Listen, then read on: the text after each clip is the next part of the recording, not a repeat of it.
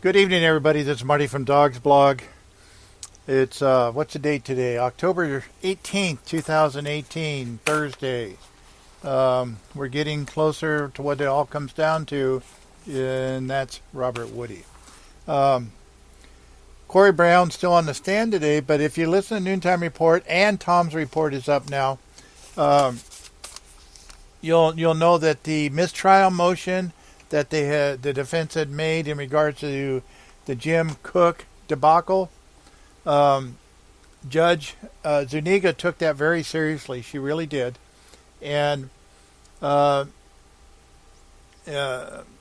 not going to go completely over everything, but you know that she said the prosecutor has an absolute obligation to turn over anything that they, even if they feel it's a minor thing, that they feel is Brady information that could help the defense and so on. It's not up to the prosecutor to decide if it's relevant or not. It's not up to the prosecutor to decide if it's something that's helpful to the defense or not. If there's any information whatsoever, they have an obligation to turn that over. Out of abundance of caution, they need to turn that over. And if they actually hide discovery information, that is now a felony in California. So prosecutors are taking a closer look at some of those other things. Judge Aniga did take it very seriously and did decide that there will be an admonishment to the jury in regards to what happened, and she will tell the jury that the DA did not turn over discoverable material in a timely fashion, and that's what happened with the Jim Cook debacle. She also had quite a few things to say about Jim Cook. He's been thoroughly impeached. He had all kinds of issues. There was all kinds of problems. They double-checked some of his protractor settings on his mapping on the stand, and in the 120 mapping, he was Highway 120. It's up in Big Oak Flat or somewhere wherever that is, and he was 23 degrees off, things like that. So Jim Cook, she was not impressed with. He says he's one of those people that he won't answer a question but wants to talk a lot. He wants to say things the way he wants to say them. And as she said, many experts are like that, but he won't answer a question. It's very difficult. And even if they gave him all the information that they wanted him to add, in the question asked him, he still said he cannot answer questions posed. And he'd tell them that because he would tell them, you didn't give me enough information to answer it. Well, they did have the enough information. He just didn't want to answer it. So and the jury was very, very displeased with him. So that was this morning. Moving forward to this afternoon, Corey Brown got back on the stand this morning. They did talk over some other things. Percy Martinez, actually the judge, the jury was up at 1:35 this afternoon. The judge was on the bench at 1:38. That was pretty good. Percy Martinez was crossing Corey Brown, and they were talking about the grave site where the remains were found in Mariposa County. And he asked him if there was any grid sections that were sectioned off or tested, or sometimes they sift the dirt, or whatever that cop shit that they do. And there was no grid sections. There was no diagrams drawn out by Mariposa County Deputy or Detective Cherie Hendricks. Corey Brown did not do any diagrams, and he said nor did anybody else. Corey Brown is not the one that should have been doing those diagrams. He's responding to a scene that's already been pretty much cleaned up as far as remains and evidentiary things go. But it was totally messed up by Mariposa County, and it's really a problem for them. He says they talked about the jacket. That he had, the first time he had really taken the jacket out and looked at it, he had wrapped it once before. They take butcher paper and they wrap the evidence in it so it for safety purposes. There could be materials like blood or whatever, bodily fluids on these things. So they wrap them up in butcher paper and the hazardous waste type the precautions on it. And then the next time he had it out was at the prelim when Martha Magana, the attorney for Bobby Atwell at the time, had insisted that they bring the jacket in so they could view it in the courtroom. And Corey Brown had to put it on display in the courtroom. The jacket was taken from Mariposa once he got all the clothes from Mariposa County, which Cherie Hendricks again took all the clothes and threw them all into one bag. Now somewhere along the line somebody moved things around, because Cherie Hendricks testified she threw things in the bag, everything in one bag, including the bullet, so there was cross-contamination of everything. And then she called Stanislaus County. Well, Corey Brown is saying everything was separated and the bullet was in like a tin can or something, a small can in the bag, and everything was separated. So somebody had moved that stuff around. Nobody seems to know. And this is also, by the way, the day of the magic bullet, which is going to be the title of today's show, because there's more coming in some of this stuff. And he put the jacket in another bag after he'd taken photos on the table. He did not recall any... Boy, I can't even read my own writing.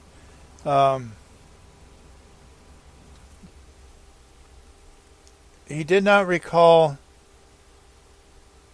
Oh, yeah, if there was any check of dirt or soil that was consistent with Turlock.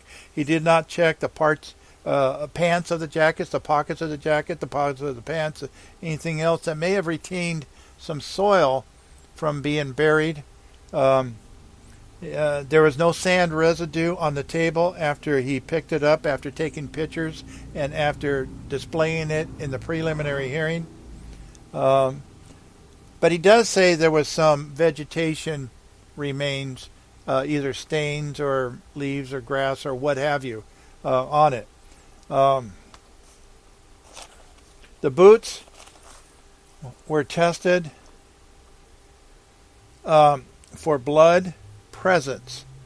Now, for some reason, they're not saying that there was no blood found on these boots, and I don't know why. I don't remember the judge ruling that they can't say that. But the boots were tested. And we all know that there was no trace of blood found in the boots. He was asked, Percy Martinez was asking about when Marlissa Ferreira talked about 838 9th Street.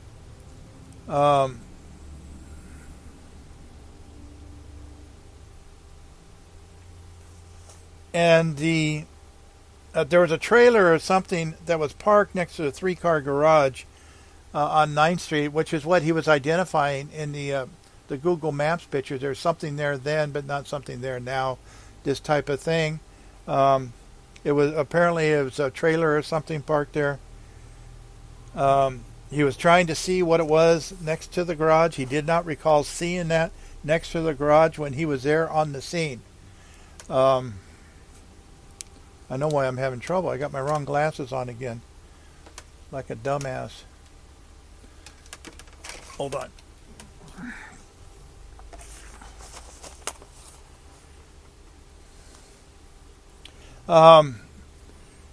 When he was asked about the disposable cameras that were seized in July 15th of 2012, search warrant, He had the film developed, but he didn't know what the pictures was. So apparently he didn't know the pictures, or there's nothing of value. He doesn't recall. Um,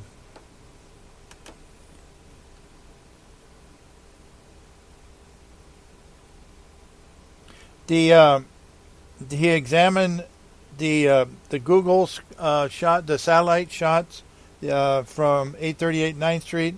He said there was a patch on the Poppencork. I'm sorry, on the 838 9th Street. There was a patch around the property in the back fence that was not on some of the other pictures. Marlissa Ferrer had him looking at different pictures. And was there a difference between then and now? And this date, they were over a year apart. But they talked about an area that was a path that was created. He didn't know how that was created. There was an objection to that, of course. But there was he had observed some disking. There was a disc in the back. There's a tractor in the back. There's a disc in the back. He wasn't sure if it was Bill Borba's property or not. And the disc had garnered some interest by Department of Justice in the back. And they were trying to measure the disc and measure the grooves in the dirt in the back and stuff like that.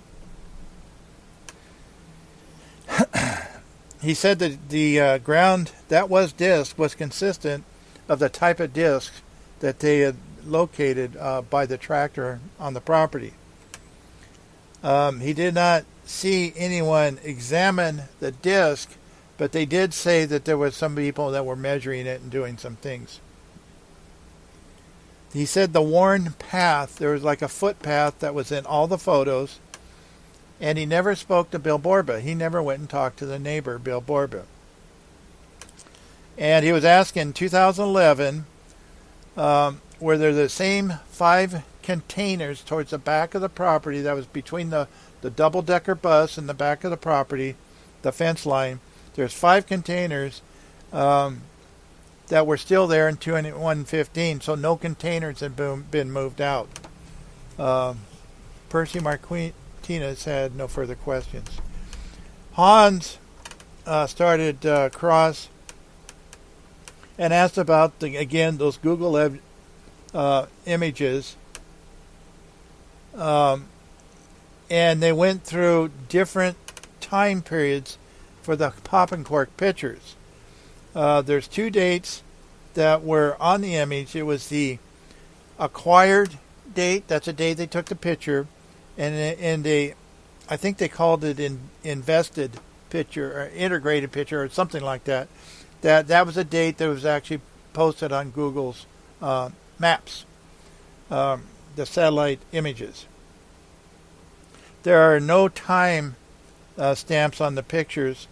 Some of the photos are really poor quality, and they're different angles, and they're not all the same angles. They were looking at a photo from September 14th of 2014. He could not, with any specificity, look at that photo and tell where.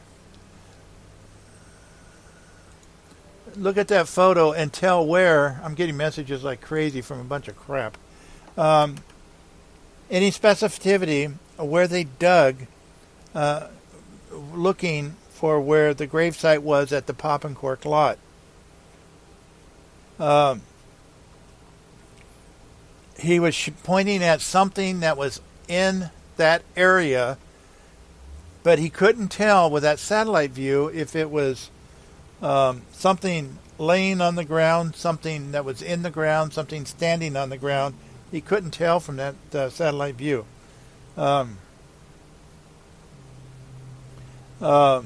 There were some shadows that they noticed from the fences and the trees and the buildings and stuff, so they can kind of get an idea of where the sun was. It was coming from the westerly direction, so it was later in the day when these pictures were taken.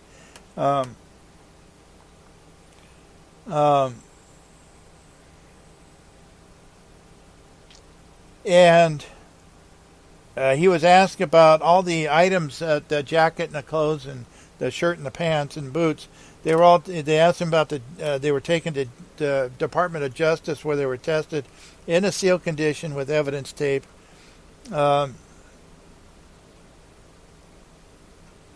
Apparently, one of the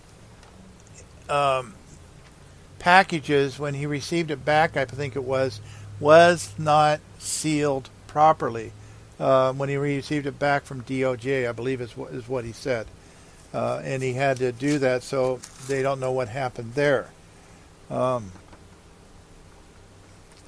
In September of 2015, he picked up items from the DOJ lab, and again, that's where he saw that the lab was not sealed at the lab properly.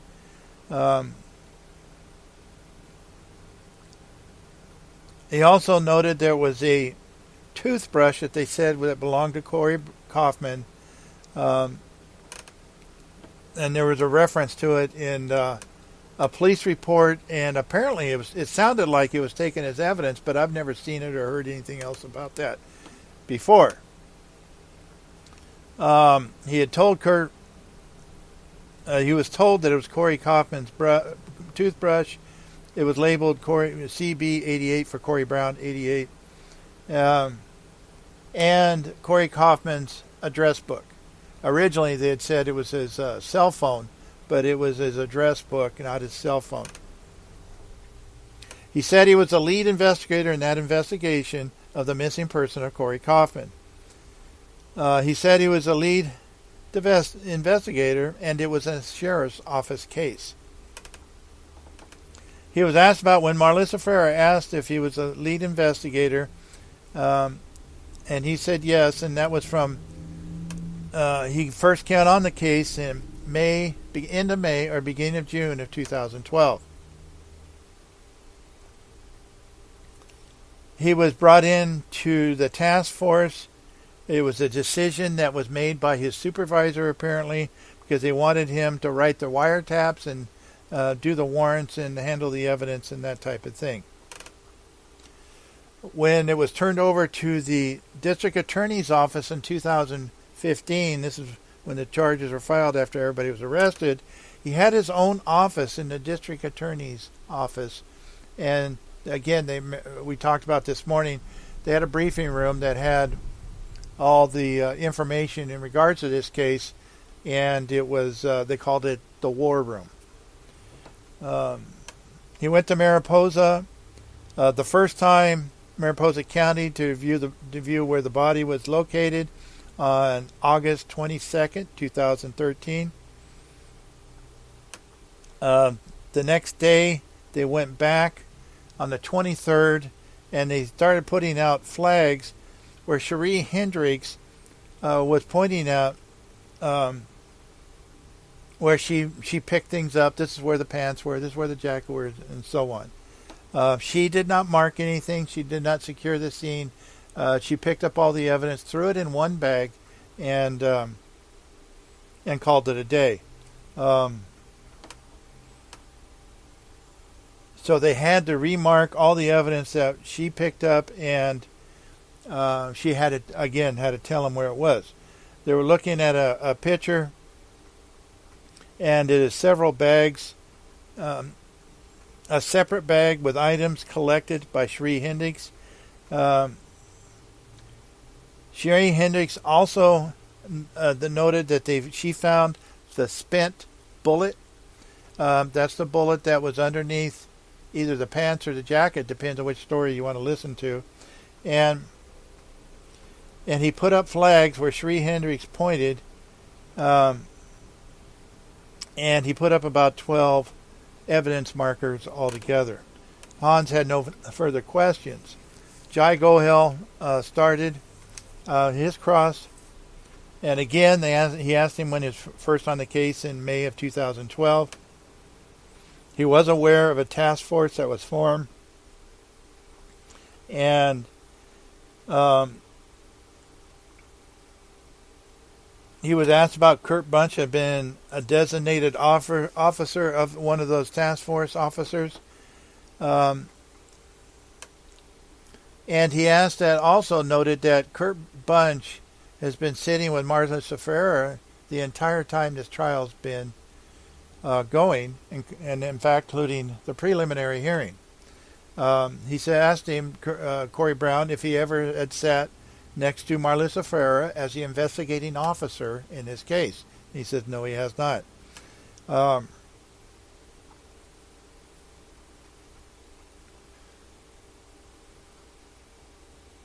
In one of the warrants, and most of the warrants, and some of the other things that were filed in this case, he described the task force. He used the term task force, and they don't like using that term now. They want to use multi-agency investigative team.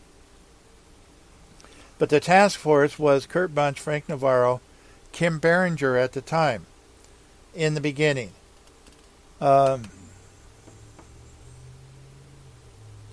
And again, in May of 2012, Corey Brown was brought on to write the wiretap warrants.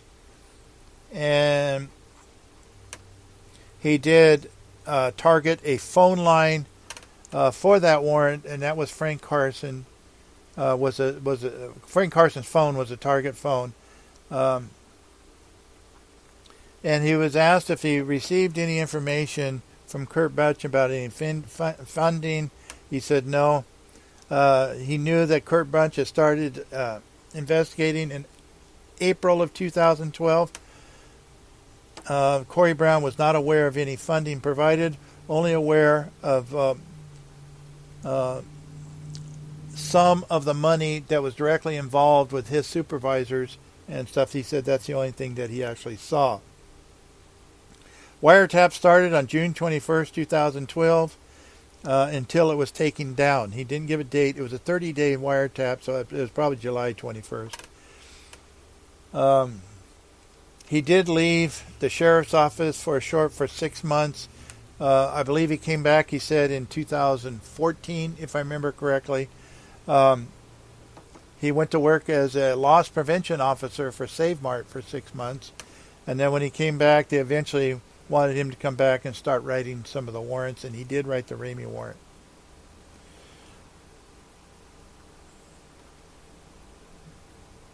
There was a long list of questions that Jai was asking in regards to the DA's office and funding for travel, if he went to New York and if they went to Hawaii and Australia and all this other stuff. They were all objected to. The judge just not going to allow that to be talked about. He was asked if Mike Cooley and Eula Keys were ever a target of a wiretap, and he says no, they weren't. He first went to the Mariposa County Sheriff's Office. From the Sheriff's Office here, back lot, with Kurt Bunch. They went. Gohale was trying to get a time estimate on what they spent going to and from. They went out 132 through Empire to Waterford, out to Coulterville, and then to Greeley Hill Road, and then to some dirt roads and stuff. And finally, they got to the location. He said it took him at least an hour and a half to get there. He did go through some stream beds, which means he had to slow way down and go through some areas really slow. They showed a picture on the overhead, and I forget which evidence picture this was. It was of the ring, the bullet, and the nickel, and it was a complete bullet. This wasn't the mushroom bullet. This was still a live round that was found in the evidence, and that bullet was never tested for anything. Cherie Hendricks never said that she had found the bullet under the jacket. We're talking about the mushroom bullet. She found the bullet under the jacket. He said that she told him that she found it under the jeans. So now Cherie Hendricks is saying her testimony was she found it under the jacket, but wrote differently in her report at the time. He was never told who found the bullet or where it came from or what was going on. Just talking about the other bullet now, the live round that they probably still have in custody or in evidence, and nobody knows where that bullet came from. This is the magic bullet. So they apparently have asked everybody. Nobody knows how that bullet got in there. Nobody remembers picking it up. If they had actually looked around, they would have found a lot of bullets, probably live rounds and spent bullets out there. They never used any metal detectors or anything like that. In regards to the Google Maps again, they were talking about picture number 554. It was a September 2014 photo, and they were talking about where the popping cork is. This is the roof. This is the wall along the lot. There's a residence next to the lot. Corey Brown was on that property on July 15th of 2012.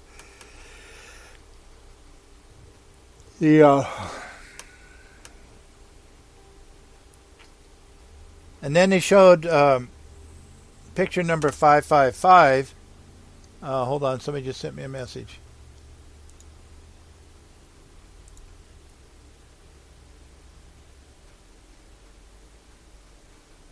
Yeah, somebody's talking about no blood on the clothing, no trace amounts, no nothing. Absolutely right.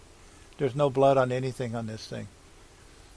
So, all right. So anyway, went to picture 555. It was another satellite view from 5/15/2012. Now remember, 5/15 of 2012. The district attorney's theory is that the body was moved to Mariposa County on April 27th, 2012. It was a night or of the 26th or morning of the 27th that body was moved. That's what they're claiming. And they're showing this picture from 2014, 2 years later, over 2 years later, that they're saying there's some possible defects in the ground, and they're trying to make it appear there's something been dug up or something there. In 5/15 of 2012, it's a green, grassy lot, and you can't see what you see in the other picture that's 2 years later. So they're trying to create a little bit of a visual to the jury of a possible grave or something there is what it sounds like. Remember, they said the body was down for 28 days after it was taken from Frank Carson's property. It was buried at Poppenkorf for 28 days and then moved to the mountains on either the night of the April 26th or the morning of April 27th. But he did note there's no holes or disfigurations in the ground on that picture, satellite picture that was taken on 5/15 of 2012. He was talking about the search warrant of the lot. There was another spot that he didn't know what that discoloring is. Jai Gohel saying, well, there's a tree there. Do you think it might see some leaves? Things like that. He said he really couldn't tell. There was too many things that he couldn't really tell from. A jury was sent out. There were some objections and some things need to be talked about. And the judge wanted to take a break. Jury was sent out at 15:23.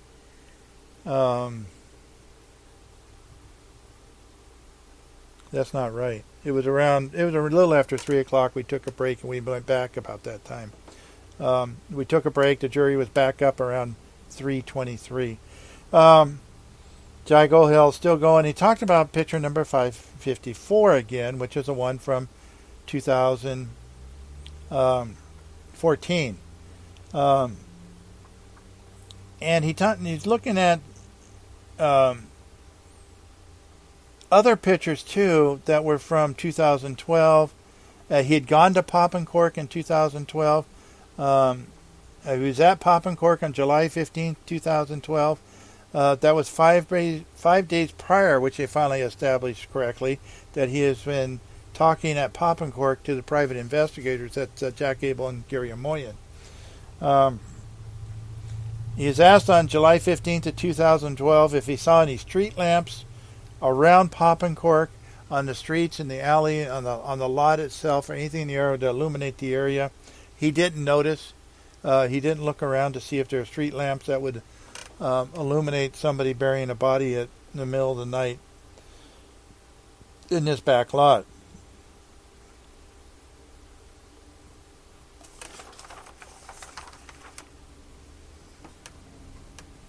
They were not, when he went back on this date in August of 2015, he was more focused on the side lot.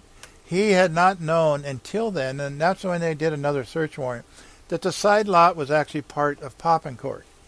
He was not aware of that. It looks to me like there was a lot of stuff that was overlooked in this case from everybody. Not knowing that the lot was part of Poppenkork is a pretty big gaffe, if you ask me. He said he walked around the lot and he had information that it was a possible crime scene on 4/27/2012. He did not recall if there were any lights on in the corner of the lot. Again, looking at picture number 555, it shows the buildings. There's along the fence line right next to the Poppenkork lot is a two-story house. It's a big building there. I think it's a two-story house. Across the alleyway, in the back, there's apartment buildings, or they might be on the side of it. I might have them reversed. Either way, there's big buildings where people would have seen things. He did not check with the neighbors, did not knock any doors to see if anybody heard or saw anything going on that night. He did also note that while he was there was dogs barking in the area.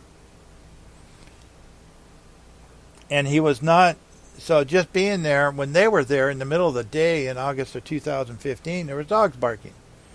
He was not aware of anyone else that had interviewed the neighbors, as he had seen no reports or heard any information.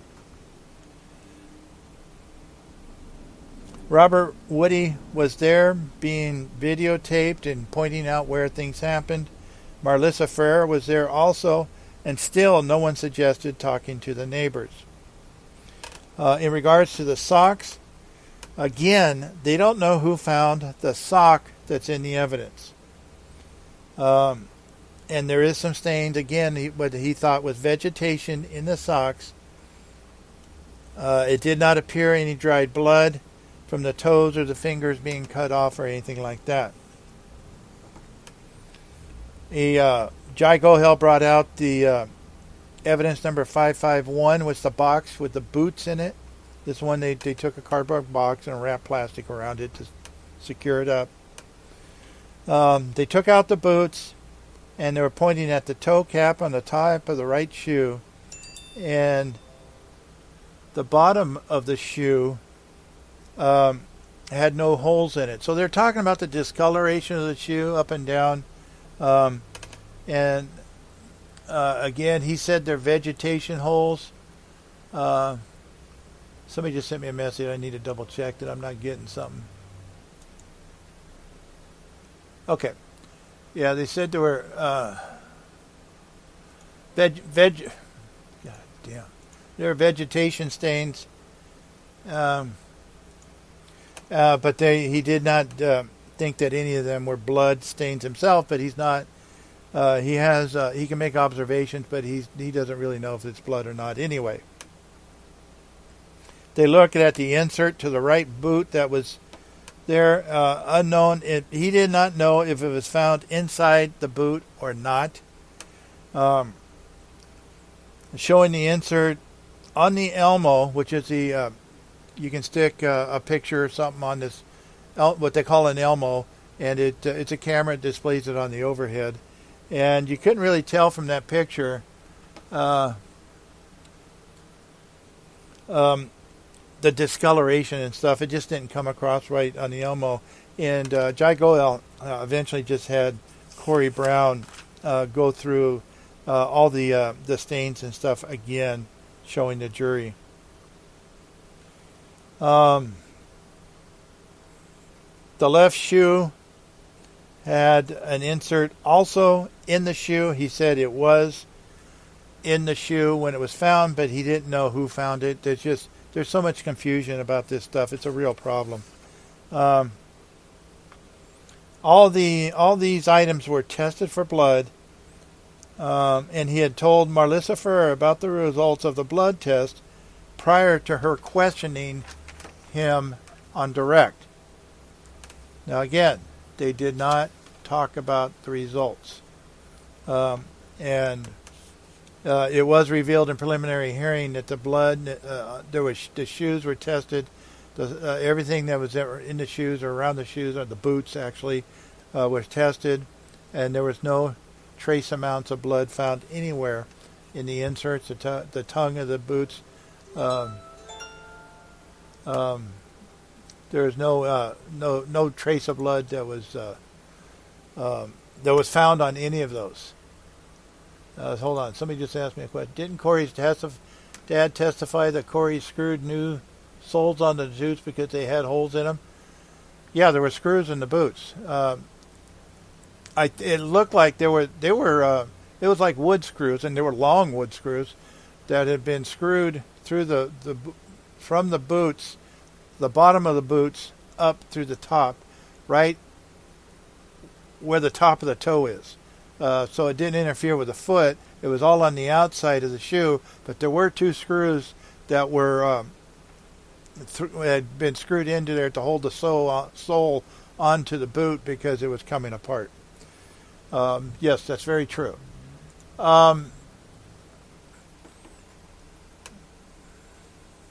Marlissa Ferrer went back to redirect. She asked him about the crime scene evidence, that he booked the evidence and then he took the evidence out for testing. But the jacket, the shirt, the pants were all taken to the Siri lab, which is a DNA lab. I believe they took the boots too, but she didn't mention that, so I'm not sure now. Corey Brown he said he's unable to determine what is or what is not blood. He can just make observations at a crime scene.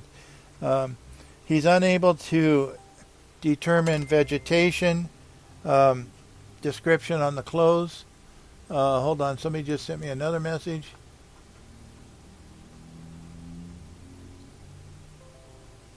Well, that's what Jai Gohel was talking about. If any soil had fallen into the pockets. Somebody's asking me, why didn't they test for traces of soil from the supposed grave area at Poppencourt? And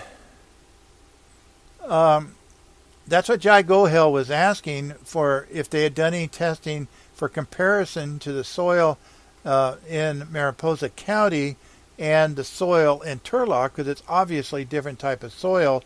And he was asking him if he checked the pockets of the jacket and the boots, and the hoodie. If anything had been underground, there would have been some remnants of that dirt in the clothing somewhere. And he did not check the pockets. He didn't look, and there was no residue, he said, of sandy soil or anything else when he took the clothing out to take pictures of it. There was nothing left on the table that he saw or anything else.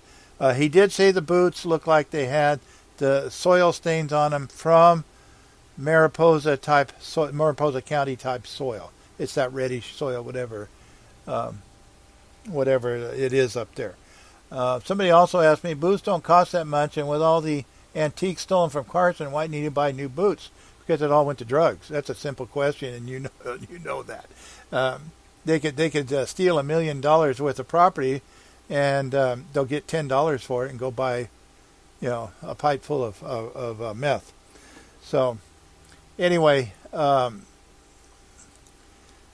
That they did test. They did try to test for the Jai did ask for why there's no testing done. Apparently, they didn't have any soil samples. And when DOJ went to Poppincork and looked at the area where the supposed grave was, they did not take any soil samples. They did not take any soil samples, and I think that's important. They dug out a small area where they said Robert Woody dug out, and it took them hours to do it, but Robert Woody did it in 10 minutes. And they used a T-bar to say, okay, the ground's hard here, so there was nothing dug between there, and it was only about 2 feet down. So there would have been some traces of a body had been there for 28 days. So somebody else said, so he eyeballed it, but he never had forensic testing. This is BS. Yeah. You know, they want to eyeball everything. I'm surprised he didn't use a protractor to determine if there was blood. So he said he's got no training in blood analysis, but does have a lot of experience and training in crime scene analysis. He uses his visual observations at the scenes, and he has done about 170 death investigations. The majority of them, he says, involve blood. Marlissa Ferrer pulled out picture 555. It's the view of the Poppincork yard again. She talked about where the sun was to the right, the shadows. They're talking about the shadows of the fence and the shadows of the tree.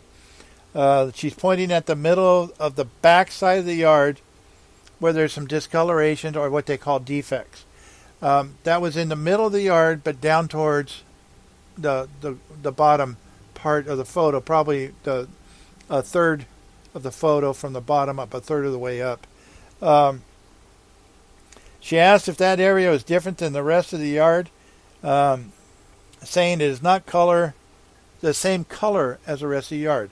So he's saying, yeah, there's something there. There's some discoloration there.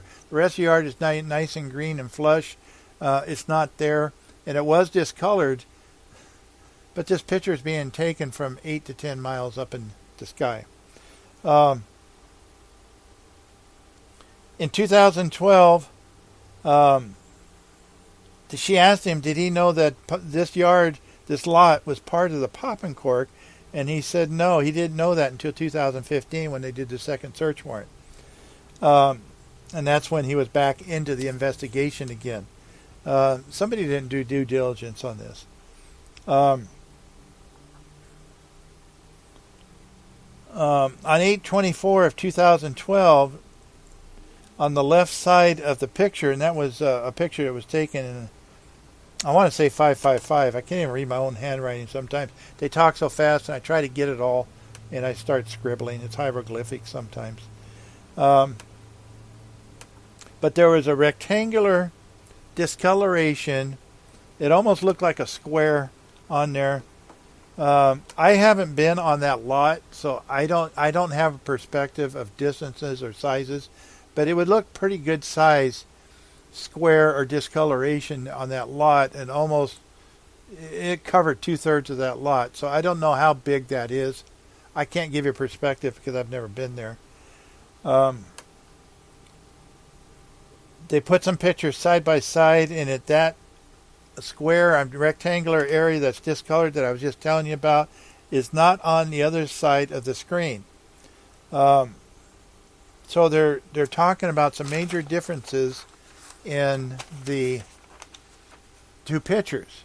The problem is, and the DA's got a big problem with this one, is the second picture that there doesn't show up is from May of 2012. It's like 18 days after they allegedly moved the body. There's no discoloration. There's nothing. That is all green and flush. She's matching up a picture that's from an earlier time. I believe the first picture was from 2011 or something. So 18 days after this alleged movement of the body, there's nothing showing in this picture. Google Maps couldn't have done better timing on taking that picture. So it was only 18 days later there would be something showing there. So she's saying that, again, they're talking about the two pictures, and it's darker in color in those areas that they're talking about in the other picture on the right. The other picture on the right, again, is the one that's for 18 days after their 30 date. So that was it for the afternoon. They had it was after 4 o'clock. The jury went out at 4:05 p.m. They're coming back at 9 a.m. tomorrow. The jury is, and so that means the attorneys are too. And we'll continue with Corey Brown. There is some other witnesses that are scheduled on tap. I don't think Corey Brown's going to be up there much longer. She mentioned some names. They didn't resonate with me. I don't know who they are. So we'll see who comes to the stand. Even if she does, they do mention witnesses. Things get changed through emails in the middle of the night. So it gets changed. So I've tried putting up schedules. I've tried putting up the list of people who are supposed to be coming. It doesn't do any good because it gets changed so quickly. And they can't get anything done through these hearings and everything else too. So that's where we're at. Had some good questions tonight. I appreciate that. It helps things go. It helps things get information out. Give me some feedback on what you think of this new venue I'm using on these podcasts. I think it's a much better quality, if nothing else. It's the same page to go to every time. You just look at the episodes to find the most recent episode or the live episode. So I think I like it so far. Like I said, we've had some growing pains, but we're getting through those now. A lot of people are viewing it, so I think it's working out well. So I appreciate the feedback and stuff that people have given me. Don't forget, I have the PayPal button at the bottom of each post. I also have the sponsors, Doug Maynor, attorney at law in Modesto, Merced Tile Supply in Merced. Good guys, both of them. They really are. I'm not just saying that. They really are. And they've helped me out a lot, and they can help a lot of people with their abilities in their chosen fields. So back tomorrow at 9 a.m. Just a note, too, the rumor is, and that's all it is, a rumor, I don't know, they're speculating that Robert Woody's going to be on the stand in about 2 weeks. So probably around the end of the month or right at the 1st of November. And Robert Woody will be on the stand for some time. It might be a little interesting the first day for a lot of people, but after that it's going to get real redundant and stuff. So we'll see how many people show up for that. There'll probably be a few at first. So that's all I got. I appreciate everybody's support, and we'll be back on there tomorrow on my noon report. And remember that Dawgs Blog podcast and everything I do is all copyrighted information. It's copyrighted on the Spreaker.com. It's copyrighted on Doggone It Dawgs Blog on my site. So just keep that in mind, and I appreciate people doing that. Remember what I always say: don't take my word for it. Come to court and find out for yourself. Good night, everybody.